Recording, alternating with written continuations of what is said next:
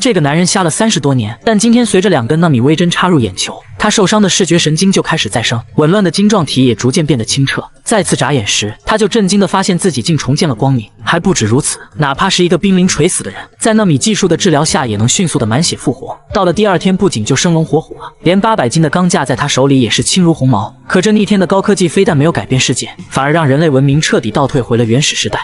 故事还得从一场发布会说起，天才科学家威尔正在介绍他的最新研究成果——全世界最顶级的人工智能。可他并不清楚的是，台下除了有小马哥这样的科技狂人之外，也混杂着另一部分目的不明的极端分子。他们在发布会进行的同时，以自杀式的袭击摧毁了全球各大研究人工智能的公司，并且还残忍杀害了该领域的所有顶尖人才。而现在，他们又盯上了威尔。So, you want to create a god?